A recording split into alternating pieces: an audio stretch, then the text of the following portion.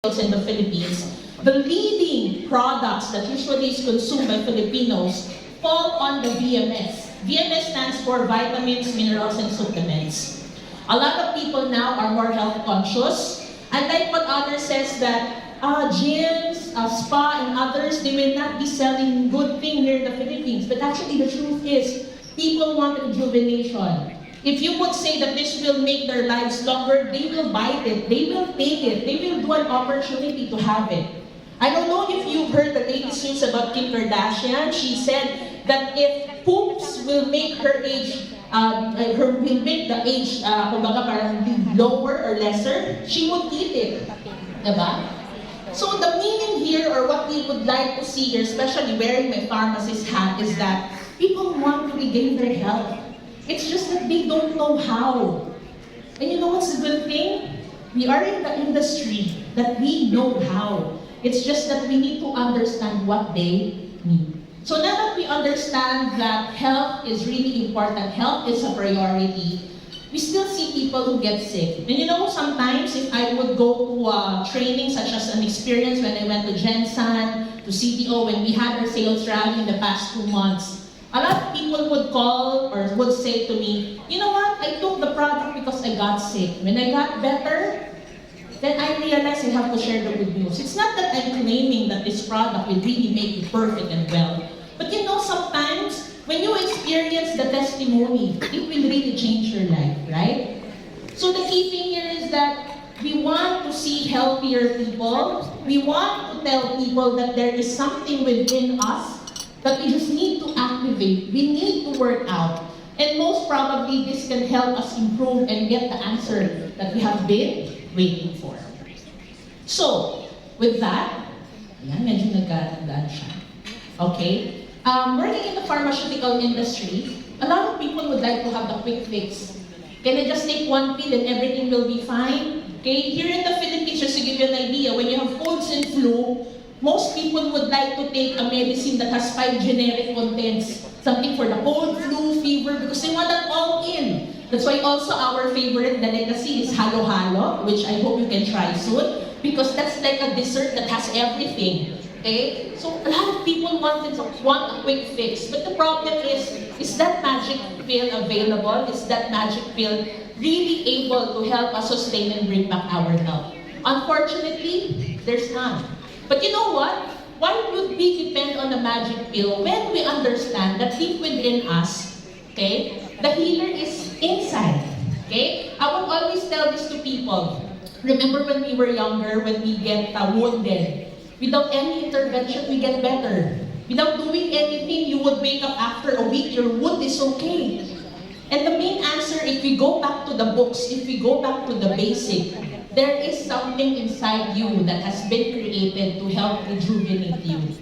When you were younger, recovery was faster. When you were younger, wound healing was better.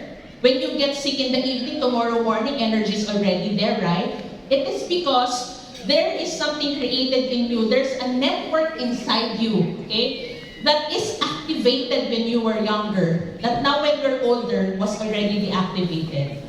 And if people only understood this clear science, it will give them an idea that external medicine, supplements, anything you've been taking trash outside, they may not be the quick fix. Probably the fix that you need is the fix inside yourself if you understood that the cell needed that. Did you know that even before you were born, right, your cells were already at work? You were the strongest sperm cell of your dad. Right? You were the strongest cell of your parents. And this cell, they needed the energy, they needed the sustenance, the restoration in order for them to function. But why is it that when we get sick, we only see the tip of the iceberg? We only see the diabetes, hypertension, and the like. Why don't we just act like engineers that we check first the root cause of the problem? You know, an exciting thing that I learned when I entered or joined my master's in business administration is that most business people, when they see a problem, they don't panic right away.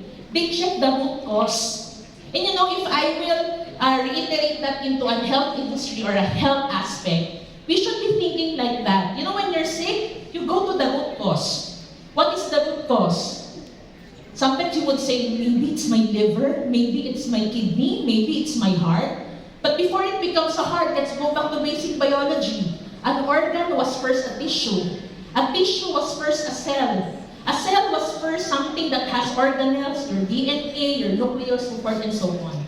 So why are we fixing the surface? Why don't we go back to the basic unit of life? And that's what you call the cell. We are so fascinated of newborns. We are so fascinated of life. But little did we know that the secret so that we can enjoy our present age now is to understand what is in the cell of this child that makes rejuvenation faster. What is in the cell of this child that makes restoration faster. What are the networks that are activated? That's why they grow better, they enjoy their health. There was no disease. And maybe, okay, it's about time that we educate people that quick fix is not your supplement. Quick fix is not just your medicine. If you want to restore your health, let's go back to your basic nature, and that is your cell.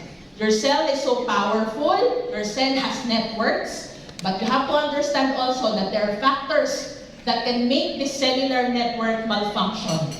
Again, if you would imagine with me, your cell is like a community. There is a church for those who would like to maintain their spiritual health. In your cell, there is like a fire station that mitigates fire. In your cell, there's like a school that educates people. It's a network. And if there's no source of energy, there is no sustenance, there is no activation of each part of the community, your cells or your community will not function. Maybe the problem is we have been learning a lot about diabetes, hypertension, and disease. But we lack knowledge of the basic unit of life. Actually, the power of our health is where? In our cellular health. So with that, we understand that there are factors that can make us sick, factors that can cause the cell to diminish in terms of health. That is why we want to educate people, right? That aside from nourishing or aside from nourishment, you also have to understand that there is a factor in your genetics that can greatly influence the quality of your health. Did you know that that's why some doctors don't like vitamins because sometimes they could be toxic? Remember during my lectures, I would always say, we should not overdo the A, D, E, and K. Here in the Philippines, we call it the addict. Diba? Yung addict sa Pilipinas, alam niyong masama yun. Pero yung vitamins yun ng addict, sinusobrahan nyo. Diba? We know that these fat-soluble vitamins, instead of doing good, they might shut off certain functions in our cells. That's why you really have to take chance and study more because maybe nutrition may not be enough to sustain health. Maybe there could be more. So with that, we go back to what are the new things and the new trends that our scientists interested with. I've been, or I had an opportunity to talk to a lot of doctors because my present task at the moment is do product development for a Philippine company.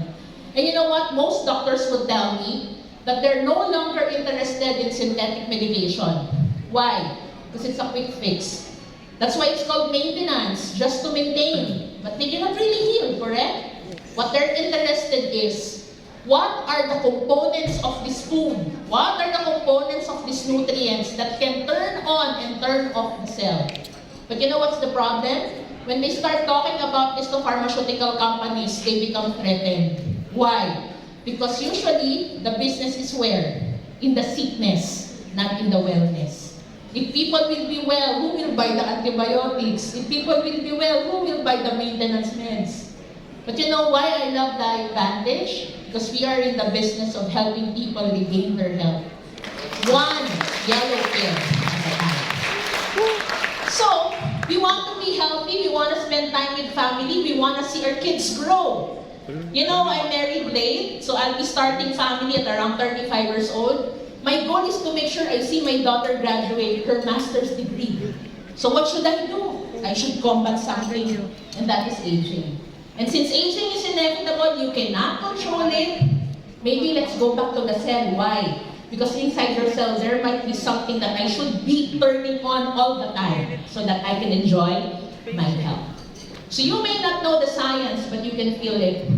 A lot of people don't have time to listen to science lectures, to product lectures. I'm so busy, I have 3 kids, I'm busy with business. Just let me take that, right? Or just let me just try the product, and if I feel good, I'll take it forever. But you know what, ladies and gentlemen? I thank everyone for taking time to know more about this science, this technology. It's because you will change not just your own health, but even the health of your family. For those who are not interested in knowing what NRF1, knowing NRF2, when you get sick, you can feel it. But if you know the science well, if you understand the mechanism of action, I know that you will appreciate it more and share it to people around you. So a lot of people would complain that they are sick, but little did we know it's not just being sick. It's actually experiencing fatigue, mental stress, immune system decline, even mitochondrial damage for those who know a bit of science, and sometimes poor circuit activity. Some people only hear this when they're already diagnosed with a certain disease. But ladies and gentlemen, I would like to reiterate that we are like a flickering bulb if we don't take charge of our health. Why? Because more than the diabetes, the hypertension, and degenerative disease that you have, the biggest problem is not the biggest thing that your doctors will tell you. Yeah, you have cancer. Oh, you're sick. Oh, that's life-threatening condition. The truth is, the biggest problem is oxidative stress. I'm so happy that we are in the culture that we love our teachers. I'm sure it's hard to digest something, especially for some women. I would hear them say, na-anesthesiahan na ako, mahina na memorya ko eh. But you know, with your effort of learning, you would understand this is the root cause of the problem. Your mental issues, your health issues, your other health concerns, before it became an organ problem, it was first a tissue and a cellular issue. And this is what happens. And this oxidative stress, very few people talk about this. Why? Because if you will work on this, it will take a lot of research, a lot of investment. But because we are in LifeVantage, they understood the importance of research. They understood the importance of real clinical study. And with that, they're able to find and understand what it is that prevents us to have this in order for ourselves to remain healthy and well. So now we understand the concept that this is always happening in our body, this is always infiltrating in us. That's why when we depend antioxidants from external force, maybe it's not as sustainable as expected. So when they study it further, they realize maybe we can reverse health. How? By understanding a very important thing. Your cells has the ability to create its own antioxidants. You just have to what? You just have to understand the science behind it. A lot of years, I have been connected with a lot of companies who would say, take all the supplements, 10 capsules of this, 5 capsules of that, and you'll be well. But when I asked my teacher, he would always tell me, did you know that supplements, those vitamins and others, they are like fire extinguishers. They will just wait for the fire to happen, let it stop, and the fire will always be there. You know what's sustainable, they say? Sustainable thing is to look at yourself. Check the networks. There are gates here. There are openings here. That when you were younger, they were open. When you were younger, they used to be closed. But when you got older, you abused your health, there was a wiring issue, a rewiring that has to be done. And you know what's that term? That term, they say, is that you have to open certain gates because there is a real science we call cellular activation. There are gates in your cells, there are openings and pathways in your cells that because when you abuse the body, they got closed, you have to reopen them. A lot of books you would see, even meta-analysis would say, that when you activate your cellular functions, it can boost and create antioxidant and cultivate natural processes. Why do we always want something that is externally forced? Why don't we just open the capability of our cells? You know, do what has always been done better. Meaning, your cells can heal itself. You just need to reopen certain channels. And that's what the promise of cellular activation is. And I'm glad it's already in the Philippines. Why? Because we have been drowning in a lot of vitamins. A lot of people would claim A to Z, 10 times of this, 50 times of that. maybe it's high time we educate people. It's not about the amount. It's not about how many tablets you take. It's about making sure your cells absorb it. But if the cells are not openly activated, how will it get the nutrition, right? So this may be a bad news for those who have been avidly using vitamins or medicine, because you might be wasting money actually. The answer is within your cells. Some activation has to be done, and that is the reality. So if you are a bulb that is diminishing, you can reopen it again. You can reactivate it again. You just have to re-educate. Kailangan natin lutukin yung pride natin na ito yung science na hindi natin napag-aralan. We really have to accept the fact that there is this kind of technology present. And now this is in your hands. You have to study well and you have to share it to people. Let's not waste money anymore.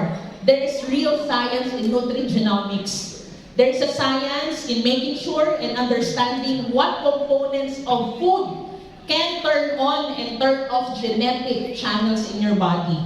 You don't need so much. You just need specific, ingredients to activate them. Because if you would understand, scientists realize that there's really a correlation on diet, health, and genes. And when we open certain pathways, there are greater promises of longevity, energy, and protection. So why are we asking the Philippines tomorrow to flip the switch? Because when we flip the switch, we help people realize that they can regain their health.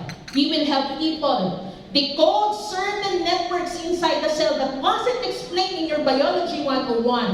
But this is real fact. This is real science. You have been taking so much nutrients, but we didn't know there were networks that has to be fixed. And what networks can be fixed by? It's by cellular activation. So I hope when you say you're healthy, you mean cellular activation. Because when gates are open, when the switch turns on, that's where your own production of antioxidant, detoxification, and others happen. I do not expect everyone to understand this picture, but what I just want you to understand or to realize that this is real. Biochemists, scientists didn't waste time to plot this network inside your cell without or for nothing, right?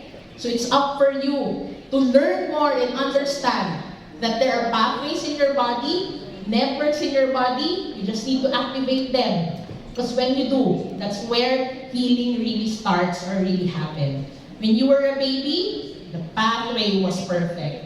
When you were a child, remember when you got a wound, then you got better, the pathway was perfect. But when you start introducing yourself to alcohol, working overtime, you have an 8 to 5, and then you have a 7 to 12, and then you also work 4 to 5 a.m., that's where the network problem happened. So can we restore it? Science tells us yes. And how's that possible? Cellular activation. When there is cellular activation, you feel better. When you feel better, you can do more.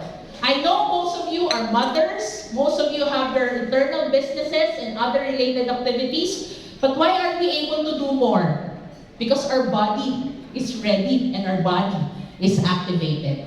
So with that, we want you to unleash your natural powers of health.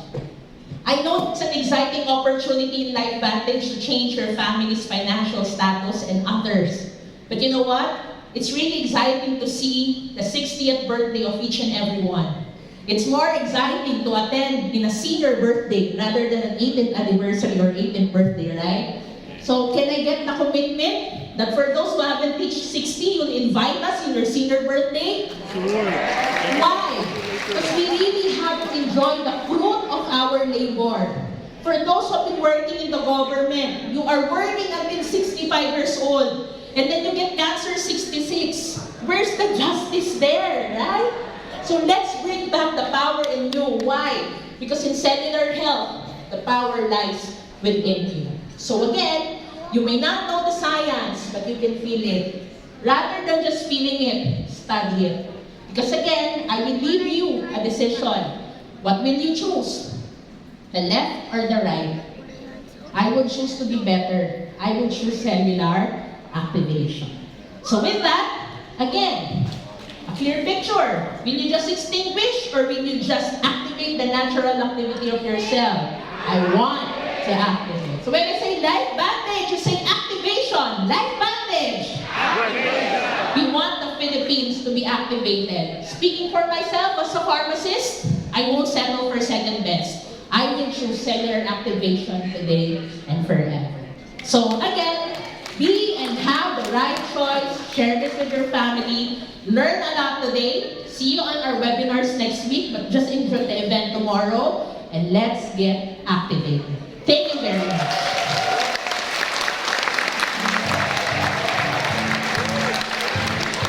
Wow!